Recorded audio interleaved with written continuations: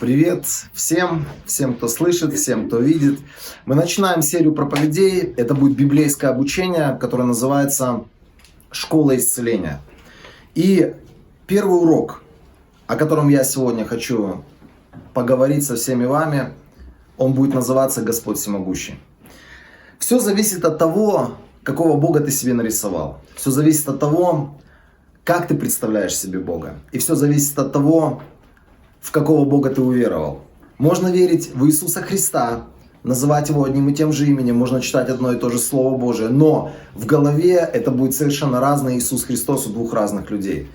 Есть очень религиозное представление Иисуса, и этот Иисус, все еще висящий на кресте, нарисованный на изображениях, которые сегодня находятся во многих храмах, это Иисус, который представляет Бога ничего не могущего. Это Иисус очень нелепый и совершенно ничего кроме жалости не вызывающий. Но есть Иисус, который со страниц Писания продолжает делать чудеса. Есть Иисус, который со страниц Писания продолжает являть всемогущего Бога. Я хочу, чтобы мы сегодня обратились к Библии, и мы будем говорить о том Боге, который может творить чудеса. Мы будем говорить о том Боге, который продолжает творить чудеса. Книга Исход, 15 глава, 26 стих.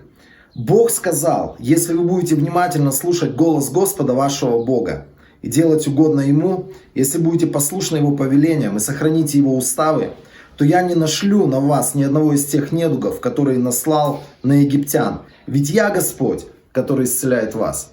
Мне повезло. В 17 лет я первый раз услышал о Боге. Но это был не Бог, о котором слышит большинство людей. Бог, который не может ничего. Бог, которому просто нелепо, тупо быть послушным. И Бог, который ничего не может менять в жизнях людей. Это был Бог всемогущий, о котором здесь сказано, который исцеляет вас. Когда я уверовал, я пришел к Богу совершенно осмысленно. И я понимал, в какого Бога я уверовал. Почему? Потому что до того, как мне принять спасение, мне проповедовали Евангелие Иисуса Христа. Но это были не просто слова. Это были фактически примеры жизни людей, чья жизнь кардинальным образом изменилась и в чью жизнь ворвался Бог, творящий чудеса. В 17 лет, когда я первый раз услышал Евангелие, это были слова из уст моей матери. И я говорил, новое веяние, это модно сейчас, ходить в церковь, читать Слово Божие, молиться какому-то Богу. И когда я слушал первые ее проповеди, меня это вообще никак не касалось. Мне первые мысли, которые я стал принимать в свою голову, или то, как я стал смотреть на веру моей матери, что она стала просто обычной сектанткой, коих много развелось вокруг. И что самое интересное, буквально через несколько недель, может быть, прошел месяц, я стал понимать, что Бог, в которого верит моя мать, это Бог реальный и Бог, совершающий невероятные чудеса. До того, как моя мать пришла ко Христу, всю жизнь, сколько я знал ее, она была больным человеком. У нее были проблемы с желудком, у нее были проблемы с печенью, она лечилась, ей делали множество операций. Я помню себя молодым парнем или даже ребенком. Я помню, что ежегодно я посещал свою мать в больницах. Я относил ей передачки, я жалел ее, мы сидели с ней на лавочке, она рассказывала о том, какие процедуры она проходит в данный момент. Каждый год она попадала в больницу, потому что у нее были проблемы с желудком, проблемы с печенью, и это были неизлечимые болезни. Знаете, по прошествии короткого времени ее встречи со Христом, как она стала ходить в христианскую, евангельскую церковь, произошло чудо. В один прекрасный момент она пришла с горящими глазами, она стала говорить: Бог меня совершеннейшим образом исцелил. И что самое интересное, с того самого дня эти горящие глаза никуда не делись. Это счастливое лицо никуда не делось, потому что она наслаждалась Богом, который исцелил ее. И это было для меня что-то невероятное, это было чудо. Я понимал, что она всю свою жизнь мучилась, и никто не мог ей помочь. Она была как та самая женщина, которая истратила все свое имение на врачей, но никто не мог из врачей ей помочь. Я задумывался о Боге, которого она мне проповедовала. И я задумывался о тех делах, которые Бог творил. Я понимал, что то, что случилось с моей матерью, никто из людей не мог бы сделать от самовнушения. Никто из людей не мог бы помочь ей чисто с медицинской позиции. Я понимал, что это было что-то сверхъестественное. Но меня добило, скажем так, Евангелие добило меня, и Бог достучался до моего сердца, когда я уже начал говорить, что я буду верить в такого Бога. Когда однажды я увидел, что случилось с моим отцом. Отец мой был обычный человек, который работал на стройке, и в один прекрасный момент, когда я был ребенком, с ним случилась производственная травма. Огромное количество стекла, как он говорит, пачка стекла, она упала ему на ногу и очень сильно повредила его левую ногу. И район ступни, он был поврежден до такой степени сильно, что перед ним или перед врачами стоял вопрос, что делать для того, чтобы помочь тому человеку, когда он попал в больницу после этой травмы. Они ему сразу практически хотели ампутировать ногу, потому что они видели месиво, и они понимали, что это месиво, они не могли собрать до конца его кости. И случилось непоправимое после первой операции. Я так понимаю, ему занесли или... Как это произошло? Он заболел таким заболеванием, которое называется остеомиелит. Остеомиелит — это какая-то зараза, я не до конца понимаю, я не медик, но я не до конца понимаю действие этой заразы, но я так понимал, что его кость, она продолжала гнить. Вроде бы зашили, вроде бы собрали косточки в кучку, но внутри происходил какой-то процесс, который разрушал кость изнутри. И его кость продолжала гнить. И каждый год, на протяжении 12 лет, каждый год он попадал в больницу. Обострение происходило либо весной, либо осенью, иногда и весной, и осенью, и 2 раза в год, или раз в году обязательно. Он попадал в больницу, хирурги вскрывали его ногу, доходили до этой кости, вскрывали эту кость, вычищали все те гнойные процессы, которые там происходили, вкладывали туда лекарства, и все это снова закрывали. И он был хромой человек. Я, сколько помню себя в детстве, опять-таки, я посещал его в больницах, и после того, как происходило восстановление, после очередной операции, мой отец был хромоногим человеком. Он хромал всегда на одну ногу, и нога периодически болела. И этот процесс был непрекращающимся. Знаете, что самое интересное, когда у тебя происходит непрекращающиеся болезни, сначала ты обойдешь всех медиков, потом ты начинаешь использовать все возможные нетрадиционные методы исцеления. Он попадал и гипнотизерам, он попадал к различного рода оккультным деятелям, которые пытались какими-то так называемыми народными способами или народными средствами помочь ему с его заболеванием. Он пытался заниматься разного рода самоисцеляющими курсами, правильное дыхание, правильные упражнения и тому подобное. Но процессы невозможно было остановить. И в один прекрасный момент этот процесс начался заново. И до этого, обращаясь к врачам перед очередной операцией, это уже была последняя фактически операция в его жизни, врачи ему сказали: знаешь, Виктор, у тебя от этой кости уже практически ничего не осталось. Остеомиелит сожрал эту кость. И следующая операция, мы тебе можем сказать, она тебе вообще ничего не даст. Единственное, что мы понимаем, что тебе придется только ампутировать ногу. И вот процесс вернулся, 92-й год. Процесс воспаления, он начался снова, обострение началось снова. А к тому моменту моя мать, она уже получила свое исцеление от Бога. Она уже встретилась с Богом, про которого здесь написано, что Бог — это тот, который исцеляет вас. Дорогие друзья, я хочу вам сказать, если вы будете внимательно слушать наш курс, этот курс будет состоять примерно из 6 уроков, я предполагаю. Сейчас я предполагаю, но может быть мы немножечко продлим, может быть сократим этот курс, но примерно 6 уроков. Если ты будешь внимательно слушать, принимать все, что я тебе буду говорить из Слова Божьего, ты будешь видеть, как в твою жизнь придет Бог, который делает чудеса, который не остановился ни на грамм с того самого момента, когда Он сказал, что Он исцеляющий вас. Так вот, мать встретилась с этим Богом. Она проповедовала этого Бога моему отцу. И отец всегда говорил одни и те же слова. Он говорил: ты верь, ходи в свою церковь, но я буду жить так, как я хочу жить. И мне твой Иисус не нужен. И вот в очередной раз, когда произошло это обострение, мать снова стала ему говорить о Боге, который способен исцелить, о Боге, который хочет исцелять. И человек в безвыходной ситуации. Нога опухла, и он понимает, что за этим стоят большие процессы. И он помнил слова врачей, которые ему сказали, что в следующий раз все, что мы сможем сделать для тебя, это ампутировать твою ногу. И он понимал свою безысходность, он понимал безвыходность своего положения. И он пришел на собрание, он пришел к христианам, и в конце этого собрания он принял Иисуса Христа в свою жизнь. В тот самый вечер за него помолились верующие. И что самое интересное, домой он дошел своими ногами. И он говорит: я почувствовал определенное облегчение, я почувствовал, что определенные процессы исцеления стали происходить внутри меня. И я стал понимать, что моя нога, она получила какое-то облегчение, но до конца он не имел исцеления в тот вечер. Что произошло на следующий день? А на следующий день все вернулось с еще большей силой. И он не мог встать. И здесь в голове, вы же помните все наши слова, которые мы говорили, что вся наша битва, она происходит в голове. И исцеление твое, оно происходит в голове. И вот здесь в голове враг человеческий стал ему говорить: ну что, ты принял Спасителя, ты принял спасение, ты принял того, кто может исцелять. А смотри, что с тобой происходит. Тебе стало еще хуже.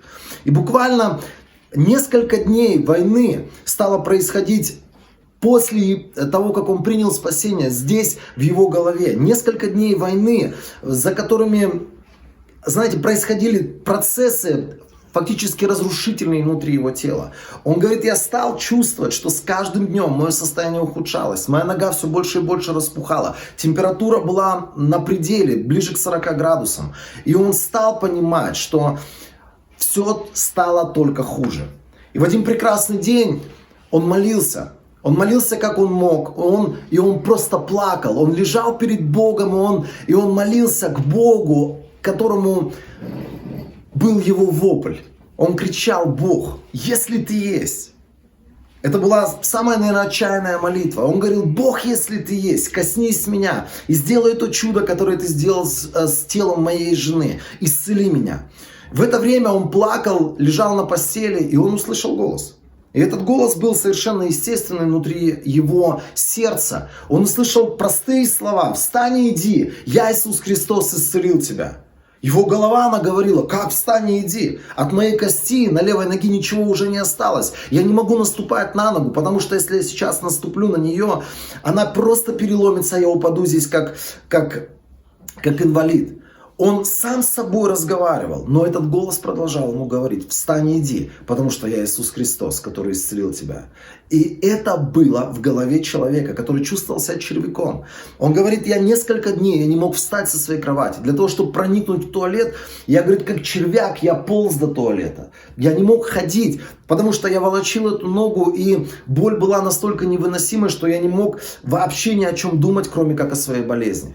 В тот день он услышал слова, которые были сказаны самим Господом Иисусом Христом. Послание Евреям, 13 глава, говорит о том, что Иисус Христос, которого мы уверовали, Он все тот же самый. Как Он исцелял 2000 лет назад, так Он продолжает делать это сегодня, так Он продолжает это делать с теми людьми, которые обращаются к Нему. Знаете, сегодня многие люди говорят, что в 90-х годах было пробуждение, в 90-х годах Бог исцелял, а вот сегодня чудес стало меньше, а вот сегодня исцелений стало меньше. Знаете, я задумываюсь над этими словами. И у меня сегодня вопрос: что происходит? Почему по-настоящему, может быть, в 90-е годы мы видели более яркие исцеления, мы видели их больше? Почему? Может быть, ты задаешься таким же вопросом. И знаете, всегда один и тот же ответ крутится в моей голове. Уровень медицины вырос. И уровень обращения людей к медицине тоже вырос. Упование на медицину подросло. И если, например, в 90-е годы медицина бывшего Советского Союза находилась на нулевом левеле, совершенно разрушенная медицина, которая практически не могла помогать людям, люди обращались к Богу, их сердца, они были направлены к тому, кто может исцелять. Сегодня любая проблема в нашей в нашей жизни, любая проблема в нашем организме, мы сразу знаем, к каким специалистам нам обратиться. Мы знаем сразу, какое лекарство нам выпить. Мы знаем сразу, в какое медицинское учреждение нам идти. Мы уповаем сегодня, может быть, даже больше на медицину, чем на того целителя, который продолжает протягивать руки с исцеляющим сердцем, с желанием исцелять людей. Я хочу прочитать одно место Писания. Это история женщины. Евангелие от Марка, 5 глава, с 25 стиха. Там была женщина в городе, который посетил Иисус, 12 лет страдавшая кровотечением. Она натерпелась от многих врачей и стратила на лечение все, что у нее было, но не получила никакой помощи. Напротив, ей становилось все хуже. Это условие, с которым мы приходим к Богу. Когда ты понимаешь, что никто кроме Бога тебе не может помочь. Когда ты, может быть, уже обратился ко всем. Когда, может быть, ты понимаешь, что единственная надежда, которая у тебя осталась, это Иисус Христос, исцеляющий людей. Это то условие, с которым зачастую исцеление начинает врываться в нашу жизнь. И Библия говорит, она слышала об Иисусе, и поэтому она подошла сзади к Нему. Я хочу, чтобы ты сегодня слышал об Иисусе, который продолжает исцелять. И вот мой отец услышал об Иисусе. Он первый раз попал на собрание. Он услышал о том, что Иисус хочет его исцелить. И он встретился с этим Иисусом в своей комнате, в которой он страдал. Знаете, что произошло? Это был 92-й год. И он сначала спорил с Богом, и он сначала внутри своего сердца доказывал, что исцеление не может произойти, потому что там уже от кости ничего не осталось. Но этот голос продолжал настойчиво говорить: «Встань и иди». И через 15 минут или через короткое время этот человек, который просто послушался голоса Божьего внутри своего сердца, сначала он поднялся по стеночке и пошел очень медленно. Потом он начал пытаться наступать на эту левую ногу и понял, что боль ушла. Он стал понимать, что прямо сейчас на его глазах спадает опухоль. И через какое-то короткое время этот человек бегал по своему залу. Он вспомнил песни, которые он пел на том собрании вместе с верующими. Он начал как мог кричать эти песни в небеса, поднимать руки и благодарить Бога за свое исцеление. С 92 года прошло много лет. 28 лет. За эти 28 лет он больше никогда не возвращался к своей болезни.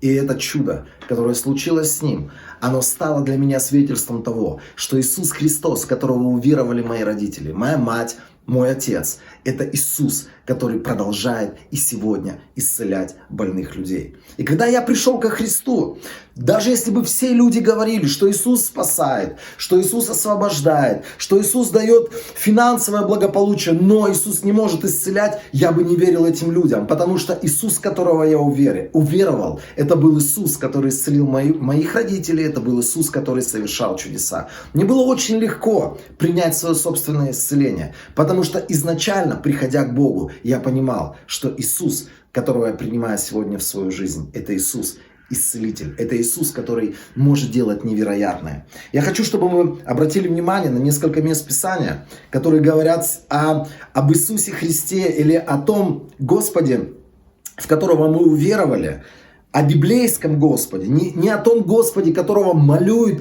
религия, не о том Господе, которого навязывает религия другим людям, о Господе, который якобы ничего не может, о Господе, который якобы насылает сегодня болезни на людей. Я хочу, чтобы ты смотрел на библейского Бога, слушал о библейском Боге, цитировал истории из Библии о библейском Боге. Матфея 9 глава, 35 стих.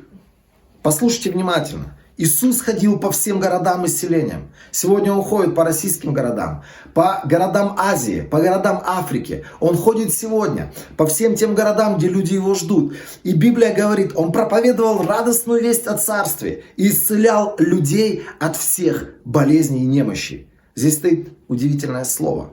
Всех. У Иисуса нет градации болезней.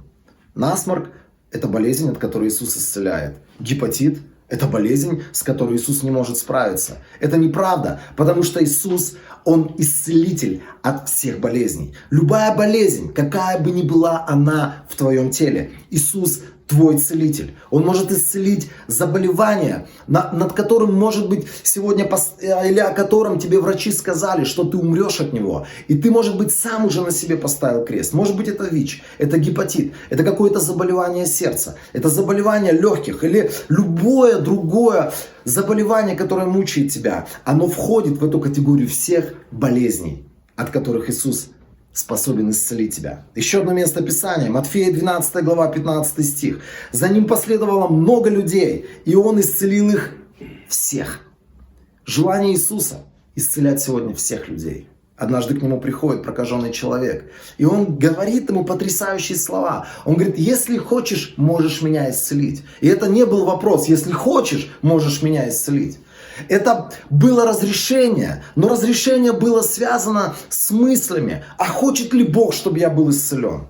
И здесь Библия нам очень четко и очень конкретно говорит, что Бог хочет, чтобы все были исцелены, приходящие к Нему. Может быть, религия построила в твоей голове твердыню, что Бог хочет исцелять каких-то особенных людей, что Бог хочет исцелять проповедников или особо праведных людей, которые особо сильно угодили Ему. Я хочу разрушить внутри твоей головы эту ложь. Бог исцеляет всех приходящих к Нему. Еще одно место Писания. Матфея 14 глава, 14 стих. «Выйдя на берег, Иисус увидел толпы людей и, сжалившись над ними, исцелил тех, кто был болен».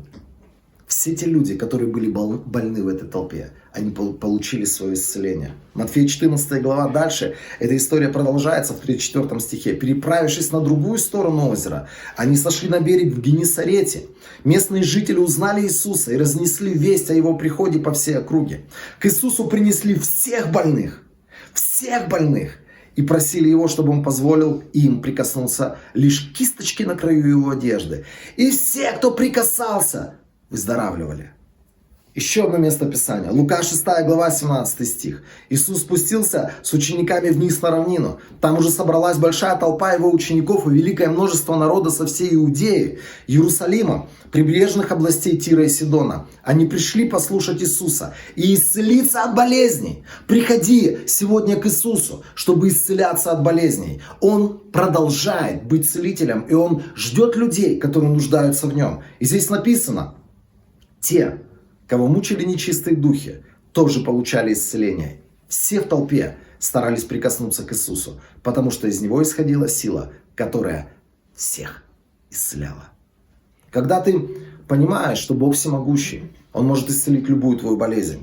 Когда ты понимаешь, что огромное желание Иисуса исцелять всех приходящих к Нему, тебе очень легко будет отдать Ему любое заболевание, может быть, от которого страдает сегодня твоя плоть. Моя школа исцеления или наша школа исцеления о том, что Иисус продолжает быть целителем. Иисус продолжает любить тебя, и Он хочет исцелять тебя.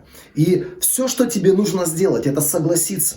Согласиться с Его планом о своей жизни. Согласиться с Его словами, которые Он сказал о тебе. Знаете, я снова и снова продолжаю свидетельствовать. Когда я пришел к Иисусу Христу, у меня было 2 хронических болезни. Мне было 18 лет. Сегодня мне 44 года. Я не имею этих болезней более вообще.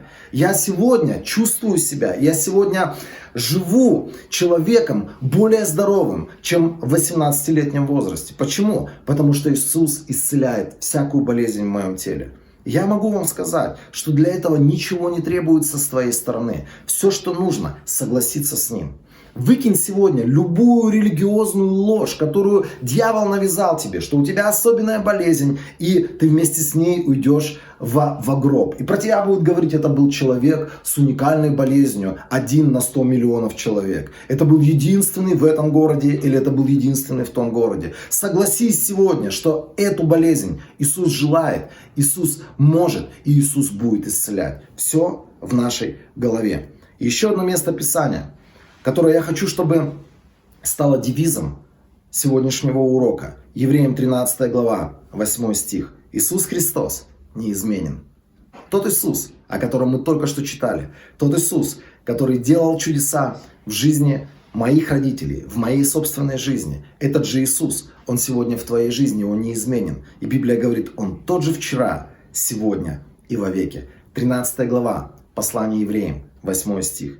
Это те самые слова, с которых я хочу начать нашу школу исцеления. И я тебе обещаю, если ты будешь смотреть, если ты будешь принимать, если ты будешь сегодня брать это слово и меняться, или брать это слово и делать то, что говорит Слово Божие, я тебе могу сказать, это слово, оно живет в твоем теле. И любая болезнь, которая мучила тебя до сегодняшнего дня, она будет побеждена внутри твоего тела. И снова я хочу обратиться к людям, которые, может быть, внутри своего сердца или внутри своей головы, вы уповаете больше на медицину. Я не против медицины, но я за то, чтобы, если ты принял сегодня Иисуса Христа как Спасителя, я за то, чтобы ты принял Его как своего целителя, как своего главного врача. Я хочу просто рассказать коротенькую историю о себе самом. Это одна из историй моего исцеления. Однажды я ехал за рулем, и это была между городами трасса. И я видел знаки, которые появлялись у меня перед глазами. И я отобразил в своей голове, что я вижу знак, я вижу, что он круглый. Но то, что внутри этого знака, оно расплывалось у меня в моих глазах. Я стал понимать, что я еду, но не могу сконцентрировать свое зрение. Я не могу сфокусироваться на этом знаке, он плывет. И это было что-то уникальное для меня. До этого я никогда не жаловался на свое зрение. Это произошло раз, это произошло второй раз. Я сначала это списал на какую-то особенную усталость, которую я на тот момент переживал. Но когда это снова и снова стало повторяться, это стало тревожить меня. Я обратился к окулистам. Окулисты проверили мои глаза, глазное дно, аппарат, все подключили. И они сказали, ничего страшного, это происходит со всеми людьми за 30 или за 35. Мышцы глазные, они устают уже от жизни, и они перестают гнуть наш хрусталик, который с годами становится более деревянным, скажем так. И он уже не гнется так, как раньше в юности. И они говорят, у вас просто астигматизм. Это очень легко лечится тем, что мы вам выпишем сейчас рецепт. Вы получите этот рецепт, на основании этого рецепта купите себе красивые очки. И я согласился. Я думаю, вокруг меня миллионы людей ходят в очках, они наслаждаются жизнью, тем более у меня уже такой возраст, за 35, я уже постарел, глазки старенькие, хрусталики старенькие, не гнутся. И я согласился. И знаете, до этого момента я даже не думал о том, чтобы молиться, о том, чтобы провозглашать свое исцеление. Я просто понимал, вокруг меня очень много людей, у которых страдает зрение, это хорошие люди, и я буду одним из этих людей. И когда я вышел с этим рецептом в оптику, это все было рядом, окулист, оптика, я зашел в оптику, я начал выбирать себе оправы. И знаете, одна вещь меня потрясла. Когда я выбрал подходящую для себя оправу, я спросил, сколько денег она стоит. На тот момент это была баснословная сумма, порядка 12 или 14 тысяч рублей. В то время это было порядка $400. А мне всегда есть куда потратить $400, кроме очков. И я стал внутри своего сердца говорить, Господи, это что? Я должен сейчас отдать такую сумму денег просто для того, чтобы восстановить свое зрение. Что-то внутри меня поднялось. Кто-то скажет, это твоя жадность. Пусть даже жадность, но это то, что смотивировало меня. Я вышел из этой оптики, я положил этот рецепт подальше в бардачок своего автомобиля, и я сказал, Бог, я знаю, что ты есть, и я знаю, что ты исцеляешь любого больного человека. Сейчас я нуждаюсь в том, чтобы мои глаза были исцелены. Я не хочу тратить $400 на то, чтобы носить просто красивые очки и стать очкариком. И знаете, это смотивировало меня на то, чтобы с того самого дня я ежедневно провозглашал, что ранами Иисуса мои глаза исцелены. Я приказывал своему хрусталику гнуться, я приказывал своим мышцам восстановиться. Я просто делал это с великим дерзновением. В один прекрасный момент, едя по той же самой или двигаясь по той же самой дороге, глядя на те же самые знаки, которые буквально до этого плыли у меня в глазах, я стал понимать, я вижу. Я стал понимать, и я стал кричать, как тот самый человек, который получил исцеление от Иисуса. Спасибо тебе, Иисус, за твое чудо. Я вижу. И это было чудо. Очередное чудо в моей жизни. Я хочу тебе сказать, если ты сегодня с чем-то борешься, не соглашайся. Если ты сегодня стоишь в вере, продолжай это делать. Если ты сегодня ищешь исцеления, читай об Иисусе, смотри на Иисуса, который продолжает исцелять. До скорых встреч.